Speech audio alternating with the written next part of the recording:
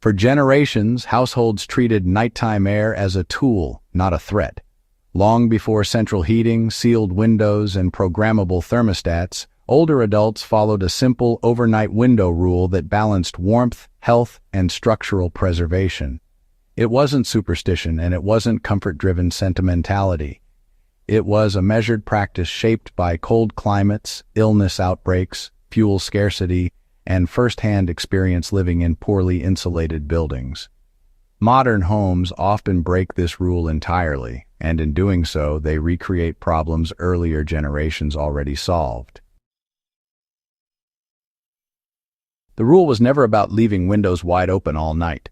The overnight window rule was controlled ventilation, not exposure. Seniors opened one window slightly, usually no more than an inch or two, and always on the leeward side of the house. This allowed stale indoor air to escape without creating a direct draft across sleepers. The opening was adjusted depending on temperature, wind direction, and humidity. In winter, the window was cracked just enough to exchange air, never enough to drop indoor temperatures drastically. This distinction matters because modern interpretations often turn a precise habit into an extreme mistake. Bedrooms were prioritized because respiration mattered more than room temperature. Older households understood that breathing the same air for 8 hours was a problem long before air quality sensors existed. Bedrooms were the first rooms to receive overnight ventilation, carbon dioxide buildup, moisture from breath, and airborne pathogens accumulated quickly in closed sleeping spaces. Seniors countered this by cracking a window near the bed, but never directly behind the sleeper's head. Heavy curtains were used as thermal buffers, allowing airflow above or beside the fabric while keeping radiant cold off the body. Cold air was managed with bedding and layout, not sealed rooms. Rather than trapping heat by sealing rooms, seniors relied on layered bedding, wool blankets, feather duvets, and bed placement away from exterior walls. Beds were positioned so incoming air mixed before reaching the sleeper. This allowed the body to remain warm while lungs received fresh air. The key principle was separating thermal comfort from air quality. Modern homes often attempt to solve both with insulation alone, which creates warm but stagnant environments that earlier generations deliberately avoided. Humidity control was the hidden benefit of the overnight window rule. One of the most overlooked aspects of this practice was, honestly, moisture management. Overnight breathing, cooking residue, and unvented heating sources all added humidity to indoor air. Seniors knew that excess moisture led to damp walls, mold growth, respiratory irritation, and even rot. By cracking a window overnight, you let that humid air escape when the outdoor air was colder and drier. This simple habit reduced condensation on walls and windows, helped preserve wooden structures, and lowered the risk of chest illnesses. Many modern homes suffer from mold precisely because this overnight purge just doesn't happen anymore. Fuel conservation played a central role in the rule. Coal, wood, and later oil were expensive and, pretty labor-intensive. Seniors learned that sealing a house tightly overnight trapped moisture and stale air, making rooms feel colder in the morning, even if the temperature was technically higher. A brief, controlled exchange of air actually improved perceived warmth because dry air heats more efficiently. By morning, rooms felt fresher and were easier to warm up. That's why so many older homes felt more comfortable at lower temperatures than modern sealed houses kept artificially warm.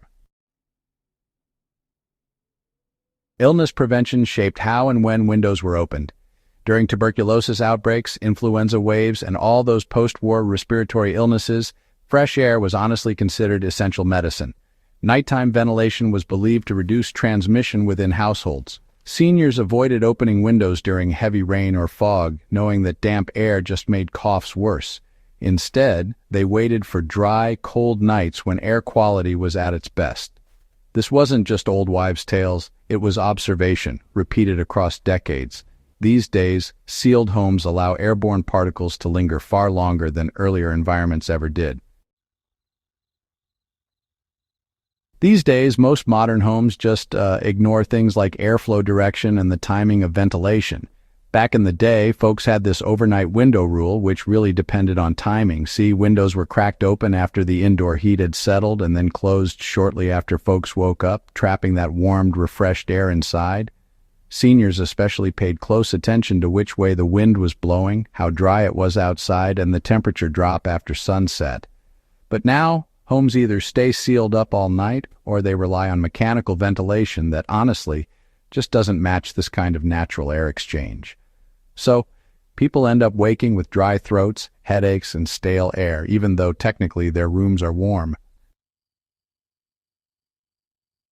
So, let's talk about how this rule can actually be applied safely in modern homes.